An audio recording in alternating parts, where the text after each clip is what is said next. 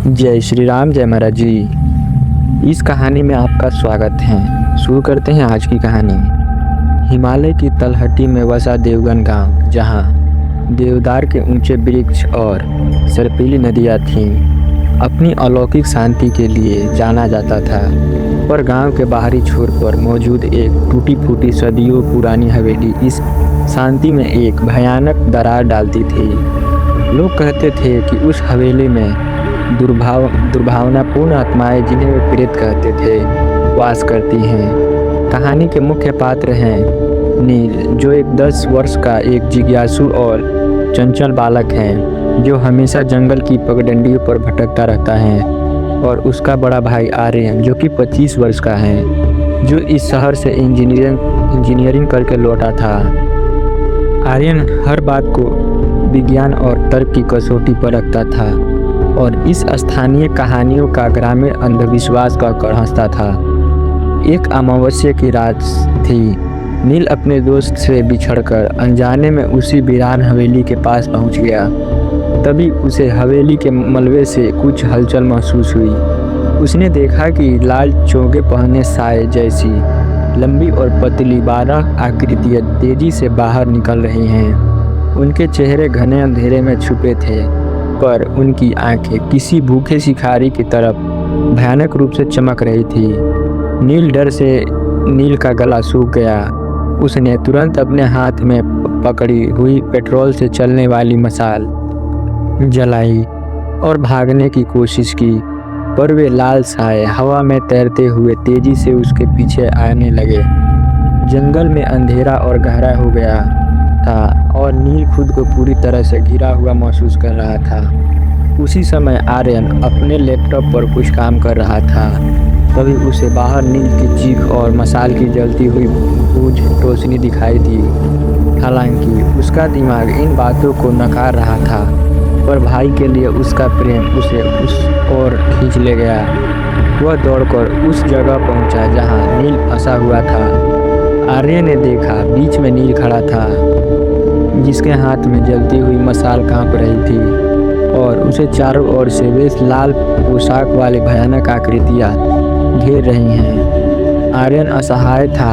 उसे समझ नहीं आ रहा था कि वह एक दुश्मन से कैसे लड़े। अक्सर वो कोई परछाई नहीं, बल्कि वो प्रेत थे। तभी उन दोनों के बीच ठीक पीछे उन्हें एक परिचित प्रेममय आवाज़ सुनाई दी। घबराओ नहीं बेटा। आर्यन और नील ने पलटकर देखा। वहाँ गांव के एक पूजनीय संत श्री नीम करोड़ी महाराज जी थे, जो शांत भाव से खड़े थे। बाबा अपने पुराने धानीदार ऊनी कंबल में लिपटे हुए थे और उनकी आंखों में सूरज सा तेज और माँ जैसी करुणा झलक रही थी। उनकी उपस्थिति ने उस भयानक अंधेरे में भी एक दिव्य शांति भर दी। बाबा एक पल भी ना रुक के उन्होंने अपने दिव्य चेहरे पर मुस्कान लिए सीधे उस भयानक आकृतियों की ओर देखा। जैसे ही वे लाल साए नीले को छूने के लिए आगे बढ़े, बाबा ने अपने दायां हाथ उठाया और ब्रह्मांड की समस्त शक्ति को अपनी आवाज़ में समेटते हुए केवल 2 शब्द कहे, राम राम। राम राम के उच्चारण के साथ ही बाबा के चारों ओर और नील व आर्यन के बीच एक सफ़ेद सुनहरी रोशनी का गोला फैल गया। यह प्रकाश इतना शक्तिशाली था कि लाल चोगे वाली आत्माएं उससे टकराकर पीछे हट गई। वे चीखने लगी। उनकी चीखें इतनी तीखी थी कि वह हवा में मौजूद हर पत्ता कांप उठा, पर वे राम नाम द्वारा बनाई गई दिव्य घेराबंदी को पार नहीं कर पाई। कुछ ही सेकेंड में वह सारी डरावनी नकारात्मक ऊर्जाएं धुएं के भवंडर में बदल गई और फिर हवा में विलीन हो गई।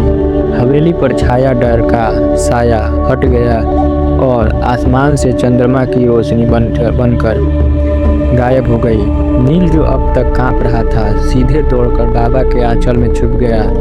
आर्यन, जो अभी भी सदमे में था, अपने घुटने पर बैठ गया। उसके विज्ञान के तर्क और प्रमाण हवा हो चुके थे। उसने आंखों में आंसू लिए बाबा के चरणों को छुआ। बाबा ने प्रेम से आर्यन के सिर पर हाथ रखा और अपने चिर परिचित अंदाज में कहा, अरे पागल, क्यों डरता है? मैं हूं ना, सब जगह राम है। प्रेम करो, सत्य बोलो और सबकी सेवा करो। यही सबसे बड़ा विज्ञान है।